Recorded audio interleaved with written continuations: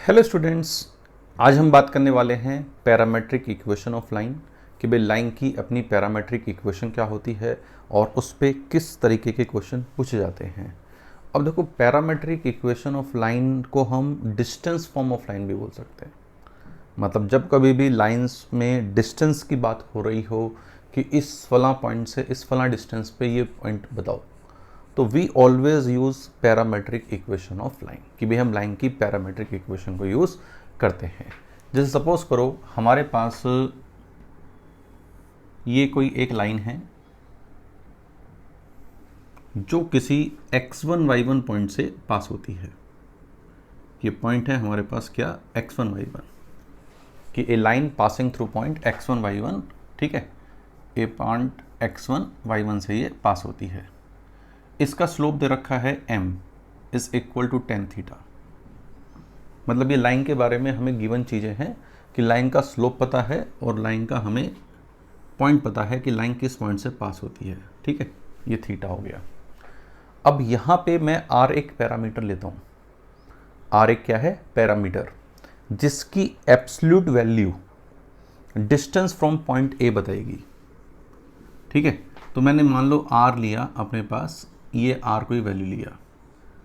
अगर r हम positive लेते हैं तो पॉइंट ऊपर आता है, r अगर हम नेगेटिव लेते हैं तो नीचे आता है। और r की जो एब्सोल्यूट वैल्यू है, r की एब्सोल्यूट वैल्यू क्या है, मोड r।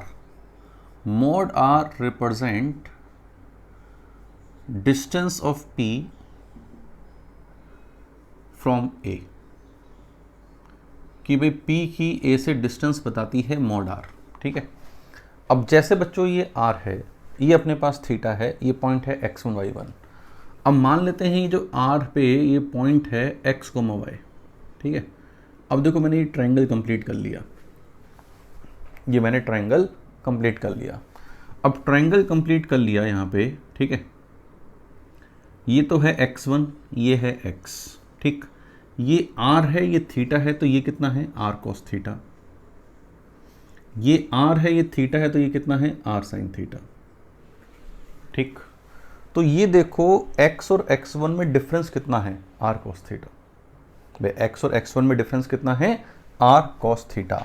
तो मैं ये लिख सकता हूँ x minus x1 is equal to r cos theta, या x बराबर x1 plus r cos theta, ठीक बात। जैसे मैंने एब्सिसा लिखी है वैसे ही मैं ऑर्डिनेट भी लिख सकता हूँ। ऑर्डिनेट मान लो ये मैंने इधर किया, ये अपना थोड़ा इधर बढ़ाया, ये इधर करा, ये y1 है, ये y है, तो इन दोनों का डिफरेंस कितना है, r sin थीटा। तो y minus y1 is equal to r sin theta, ठीक। तो y is equal to y1 plus r sin theta. ये हमारे पास x1 plus r cos theta, y1 plus r sin theta, ये हमारे पास line के ऊपर पैरामेट्रिक कोऑर्डिनेट्स आ गए कि भाई x1 plus r cos theta coma y1 plus r sin theta. This is a parametric coordinate on line. r की अलग अलग वैल्यू के लिए अलग अलग पॉइंट आते जाएंगे। जैसे सपोज करो r5 रखा तो ये पॉइंट आया, 6 रखा और ऊपर आ गया, 7 रखा और ऊपर आ गया, 10 रखा और ऊपर चला गया। नेगेटिव लिया क्योंकि एब्सोल्यूट वैल्यू डिस्टेंस बता रही है, नेगेटिव लिया तो नीचे आ जाता है। अब नेगेटिव लिया तो नीचे क्यों आता है, इसका भी एक लॉजिक है। सपोज करो देखो जैसे ये ए पॉइंट है ना, इसका ये है y1। अब tan थीटा, हमारे पास जो tan थीटा स्लोप है, तो थीटा कहाँ से कहाँ तक है, थीटा अपना 0 से लेके पाई के बीच में है, ठीक। अब थीटा 0 से लेके पाई के बीच में है, तो 0 से लेके पाई तक साइन थीटा कैसा होगा, पॉजिटिव। फर्स्ट और सेकंड क्वाड्रेंट में साइन थीटा कैसा होता है, पॉजिटिव। देखो कि ये तो पॉजिटिव है, तो देखो r अगर पॉजिटिव होगा तो y1 में कुछ ऐड हो रहा है। r अगर पॉजिटिव होगा तो y1 में कुछ ऐड हुआ, तो y1 में कुछ ऐड हुआ तो इस मतलब पॉइंट p जो है वो a के ऊपर गया। भाई ऑर्डिनेट में कुछ ना कुछ ऐड हुआ, ऑर्डिनेट में ऐड हुआ तो पॉइंट कहाँ गया, ऊपर गया, ठीक। अगर r नेगेटिव होगा, साइन थीटा तो पॉजिटिव ही है, r अगर नेगेटिव होगा तो ऑर्डिनेट कम हुआ, इसका मतलब पॉइंट p a के नीचे गया। तो अगर r पॉजिटिव है तो पॉइंट p a के ऊपर होगा, और r अगर नेगेटिव है तो पॉइंट P A के नीचे होगा। ये बहुत बारीकी वाली बात है ना, ऐसी जनरल बात नहीं है। तो अगर पॉइंट R पॉजिटिव है तो point P above A ordinate wise, ठीक। और अगर R नेगेटिव है तो point P is below A, वो A के नीचे होगा। अब देखो यहाँ पे x1 y1 ये पॉइंट हो गया, थीटा स्लोप हो गया। What is the parameter? Parameter is R। Parameter क्या है? R। और मॉड ऑफ R जो है वो distance of P from A है, कि भाई मॉड ऑफ R जो है वो क्या है? Distance of P from A।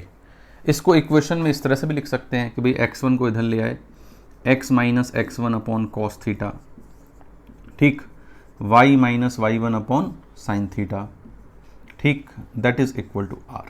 तो इक्वेशन के फॉर्म में हम इस तरह से भी लिख सकते हैं पैरामेट्रिक इक्वेशन ऑफ लाइन, कि भाई लाइन की हमारे पास पैरामेट्रिक इक्वेशन क्या होगी? ये होगी। जैसे एक लाइन अपनी 1,3 से पास होती है और उसका स्लोप है 3/4। अब मैं कहता हूं लाइन के पैरामेट्रिक कोऑर्डिनेट लिखो, कि passing through point 1,3 and slope is 3/4। बस पैरामेट्रिक कोऑर्डिनेट लिखो, क्वेश्चंस बाद में करेंगे, पहले पैरामेट्रिक कोऑर्डिनेट लिखने आने चाहिए। अब पैरामेट्रिक कोऑर्डिनेट लिखेंगे तो 1 प्लस आर कॉस थीटा, और दूसरा क्या होगा? 3 प्लस आर साइन थीटा, ठीक है। अब देखो यहाँ पे ये है टेन थीटा, कि tan theta is what? 3/4। Tan theta 3/4 है तो कॉस थीटा कितना होगा? 4/5। यस और नो? भाई फर्स्ट क्वाड्रेंट में है तो फर्स्ट क्वाड्रेंट में कैसा होगा? पॉजिटिव। तो ये होगा 1 प्लस कॉस थीटा 4/5, तो 4r अपॉन 5, ठीक। और इसी तरह साइन थीटा लिखना है 1 प्लस 3/5, 3 प्लस 3/5, 3r/5। तो ये हमारे पास इस लाइन के पैरामेट्रिक कोऑर्डिनेट आ गए। चमक में आई कि भाई पैरामेट्रिक कोऑर्डिनेट कैसे लिख रहे हैं। जैसे सपोज करो एक लाइन है, a line passing through point, a line passing through point -1,3 and make 120 degree angle with positive x axis, ठीक भाई 120 डिग्री एंगल बना रही है पॉजिटिव x एक्सिस के साथ। तो लाइन के पैरामेट्रिक कोऑर्डिनेट लिखने, क्या लिखने हैं? लाइन के पैरामेट्रिक कोऑर्डिनेट। अब लाइन के पैरामेट्रिक कोऑर्डिनेट, भाई थीटा दे रखा है 120 डिग्री, ये पॉइंट दे रखा है, तो -1 प्लस आर कॉस 120 डिग्री, ठीक। और दूसरा क्या होगा? 3 प्लस आर साइन 120 डिग्री। ये हमारे पास लाइन के पैरामेट्रिक कोऑर्डिनेट है। कॉस 120 डिग्री -1/2, साइन 120 डिग्री √3/2, तो ये हो जाएगा 1 माइनस r/2, -1 माइनस r/2, और ये होगा 3 प्लस √3r/2। तो ये हो गए हमारे पास इसके पैरामेट्रिक कोऑर्डिनेट। तो हमें लाइन के पैरामेट्रिक कोऑर्डिनेट लिखने आने चाहिए। तो ये दोनों एग्जाम्पल में हमने लाइन के पैरामेट्रिक कोऑर्डिनेट लिखने सीखे हैं कि पैरामेट्रिक कोऑर्डिनेट हम लिखते कैसे हैं। ये सबसे बेसिक चीज़ है, मतलब ये तो आनी ही चाहिए कि पैरामेट्रिक कोऑर्डिनेट हमें आखिर कैसे लिखने हैं। अब पैरामेट्रिक कोऑर्डिनेट मान लो हमने लिख लिए, अब इस पे क्वेश्चंस कैसे बनते हैं? वे what kind of questions are there, ठीक है, कि वे क्वेश्चंस हमारे पास किस तरीके के यहाँ पर होने चाहिए। अब जैसे क्वेश्चंस किस तरह के होने चाहिए, जैसे एक क्वेश्चन लिखते हैं कि एक क्वेश्चन है a line segment A B, a line segment A B, लिखो question, a line segment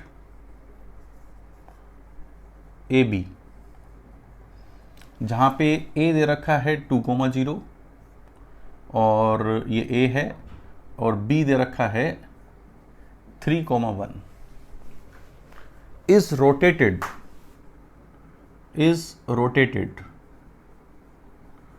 by an angle of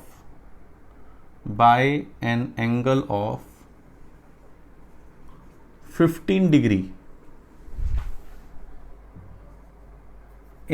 in anticlockwise direction, anticlockwise direction, direction about point A, कि भाई एक line segment है A B, इस line segment A B को point A के about 15 degree anticlockwise rotate कर दिया।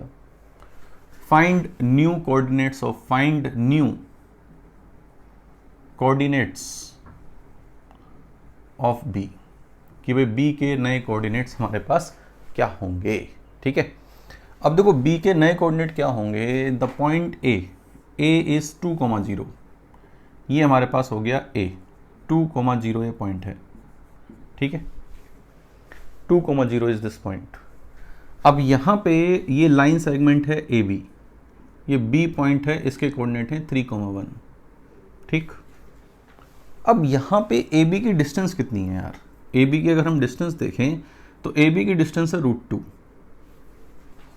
इन दोनों पॉइंट्स के बीच की डिस्टेंस कितनी है, √2। और ये जो लाइन है ये कितना एंगल बना रही है, 45 डिग्री। हम इसका स्लोप निकाल सकते हैं, 45 डिग्री बना रही है। ठीक, अब मैंने क्या करा, इसको इस पॉइंट के अबाउट रोटेट कर दिया 15 डिग्री से। ये रोटेट कर दिया हमने, ये रोटेट कर दिया, इसे 15 डिग्री से रोटेट कर दिया, ये 15 डिग्री से रोटेट कर दिया। अब 15 डिग्री से रोटेट करा तो बी यहां पहुंच गया बी डैश। बी कहां पहुंच गया, बी डैश। तो अब हमें बी डैश के कोऑर्डिनेट बताने हैं कि बी डैश के कोऑर्डिनेट क्या होंगे। अब देखो ए बी अगर √2 है तो ए बी डैश भी √2 ही होगा। हाँ या ना भैया, डिस्टेंस थोड़ी कम करी है हमने, उसे रोटेट किया है। तो रोटेट किया है तो ये √2 है, तो ये भी डिस्टेंस कितनी होगी, √2। अब ये कितना एंगल बना रही है, 45 + 15 60 डिग्री।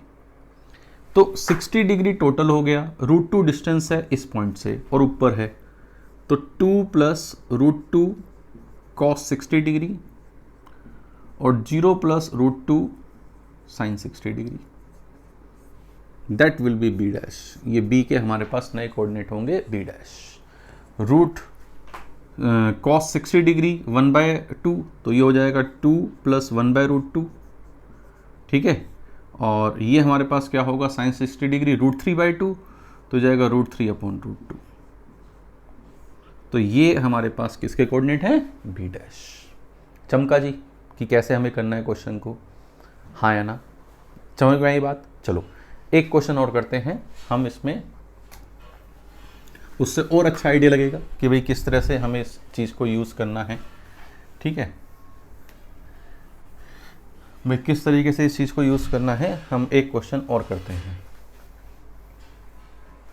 एक क्वेश्चन में ये है कि हमें ए दे रखा है 3,2 और बी दे रखा है हमें क्या, 7,4।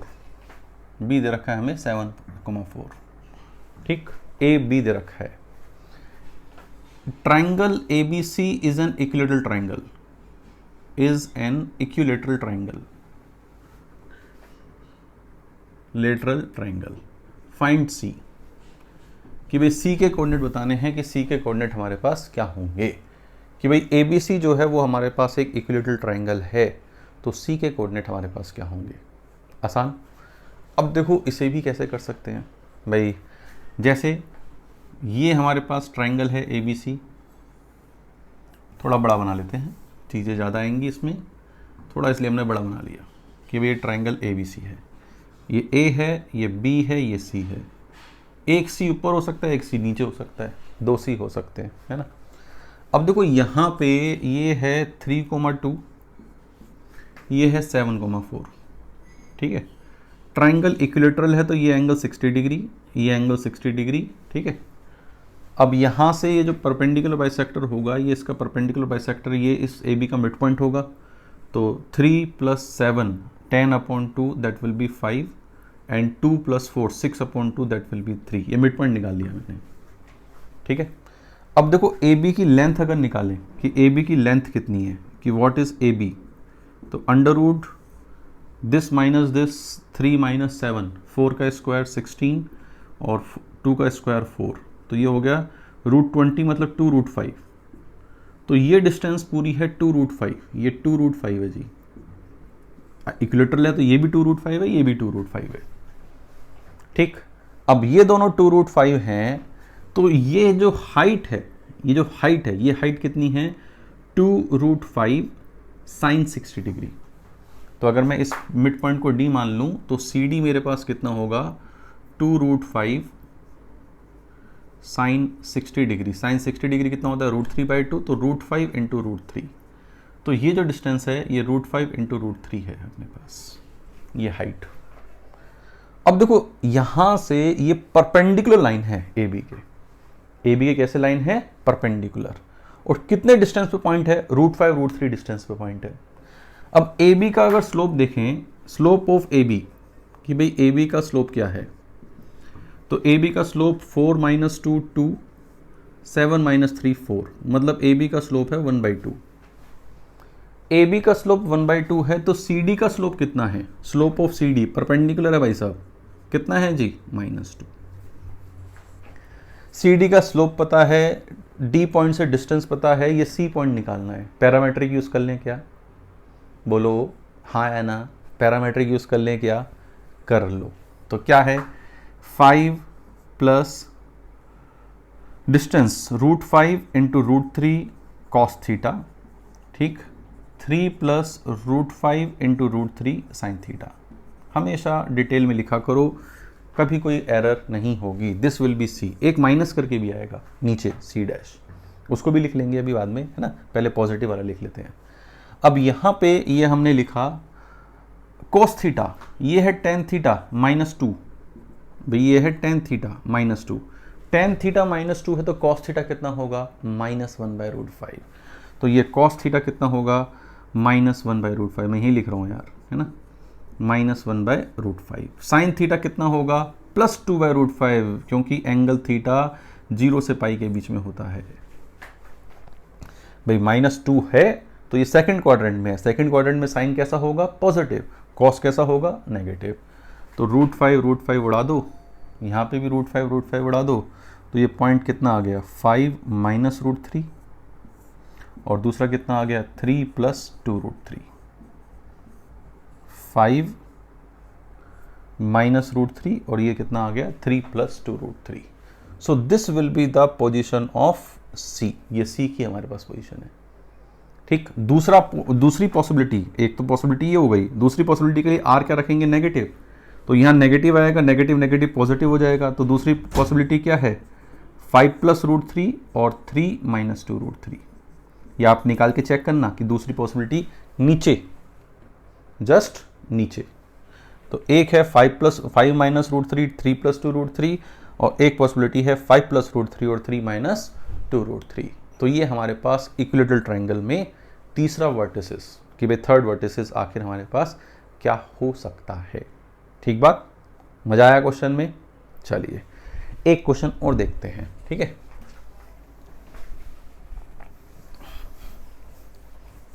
एक क्वेश्चन और देखते हैं।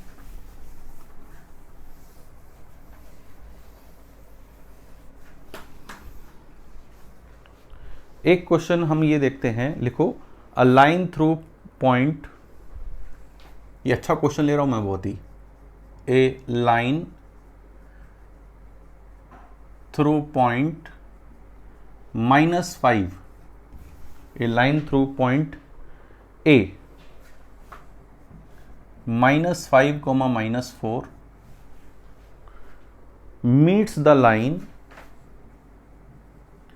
meets the line x + 3y + 2 = 0, x + 3y + 2 = 0, 2x + y + 4 = 0, and x - y - 5 = 0 at b, c, d respectively. At b, c, d respectively. If 15 upon ab का whole square plus 10 upon AC का whole square is equal to 6 upon AD का whole square.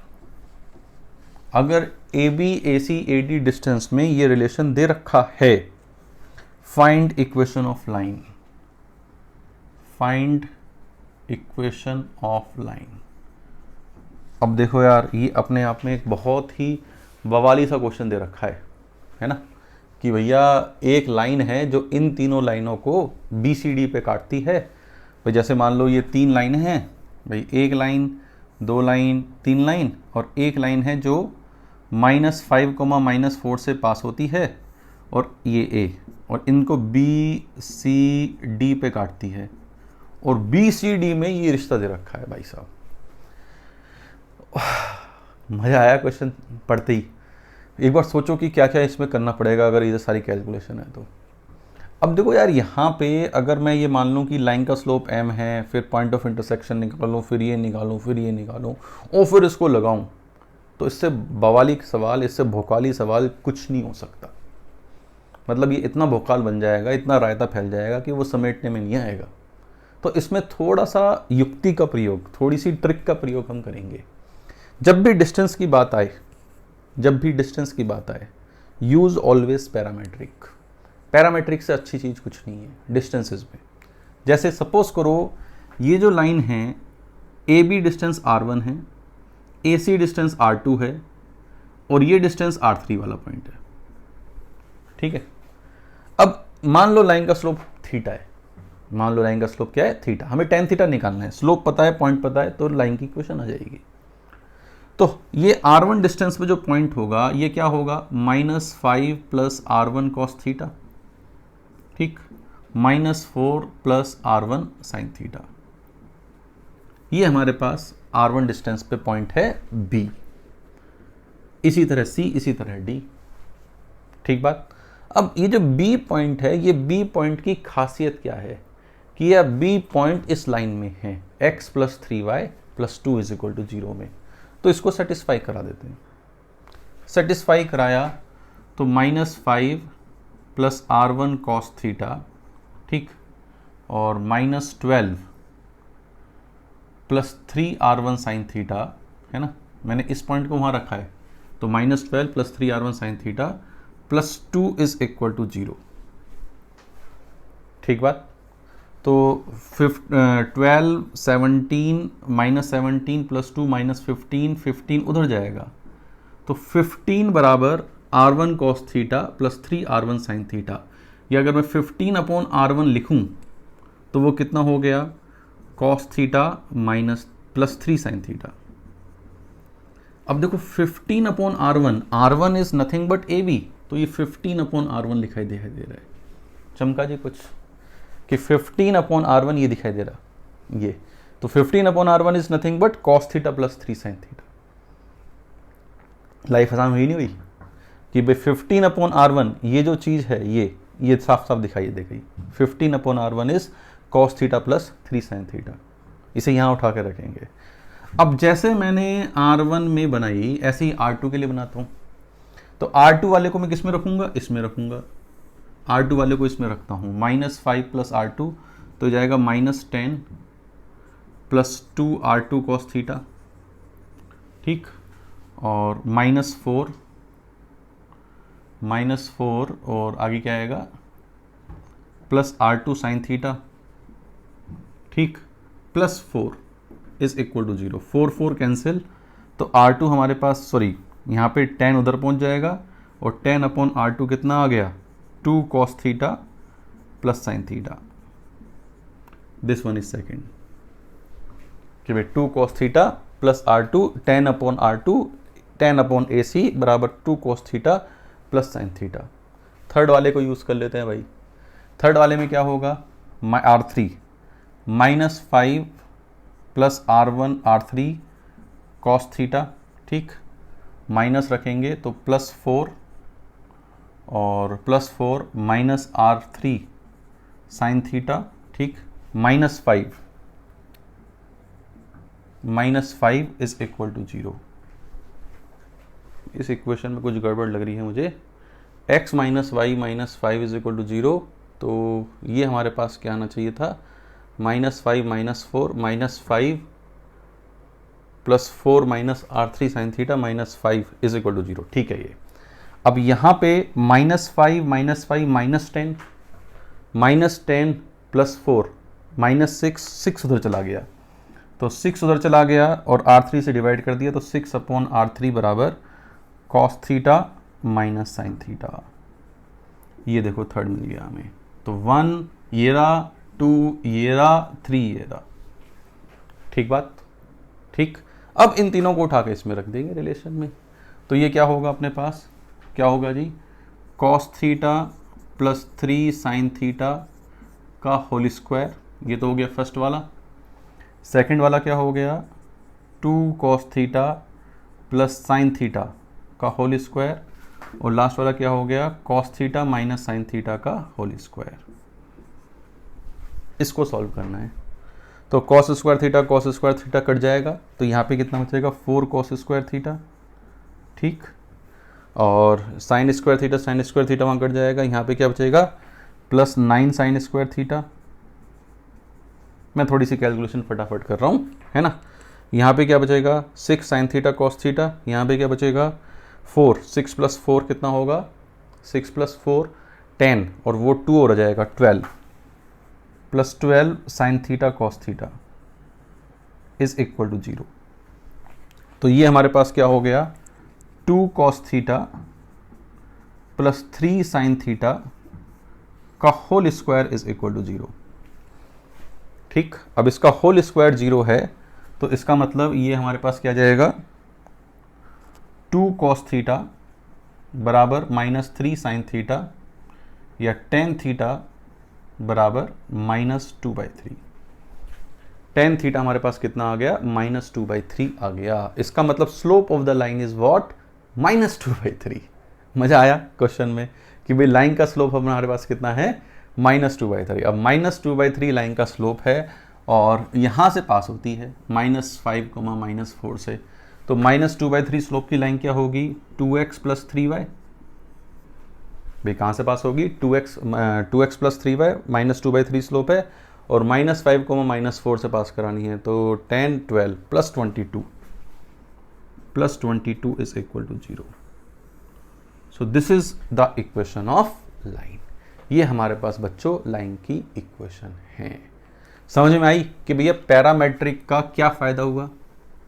अगर parametric नहीं होता तो ये question बहुत ही गंदा होता। तो whenever we talk about distance, कि भाई किसी पर्टिकुलर पॉइंट से हम डिस्टेंस की बात कर रहे हैं, तो हमें हमेशा पैरामेट्रिक को ही यूज करना चाहिए। दिमाग में बैठा लो इस बात को कि जब भी डिस्टेंस की बात करें तो यूज पैरामेट्रिक, कि भाई पैरामेट्रिक का यूज करोगे, उससे क्वेश्चन फटाफट चुटकी बजा के हो जाएंगे। समझे। चलो, तो उम्मीद करता हूँ इस क्वेश्चन, भाई अपने आप में ये पूरा कंप्लीट क्वेश्चन है। ये जेई में आया हुआ है, पहले बहुत पहले आया हुआ है, लेकिन जब सब्जेक्टिव पेपर हुआ करते ना 10-10 क्वेश्चन आया करते थे, तब के ज़माने का क्वेश्चन है ये। तब देखो इतने अच्छे क्वेश्चन आते थे, अब भी आते हैं, खैर ऐसी बात नहीं है कि अब नहीं आते हैं, लेकिन ये एक शानदार क्वेश्चन है। तो ऐसे क्वेश्चन के साथ मैं अपने इस वीडियो लेक्चर को फिनिश करता हूँ, और उम्मीद करता हूँ कि जो पैरामेट्रिक इक्वेशन है उसका एप्लीकेशन क्या है और वो होती क्या है, वो आपको समझ में अच्छी तरह से आ गई होगी। आपको अगर अच्छा लगा है लेक्चर तो आप इसे खूब लाइक करो, लाइक से ज़्यादा शेयर करो। जितना शेयर करोगे उतना जो मेरा मिशन है कि भाई मेरे लेक्चर सब बच्चों तक पहुँचे, वो पूरा होगा। Thank you very much.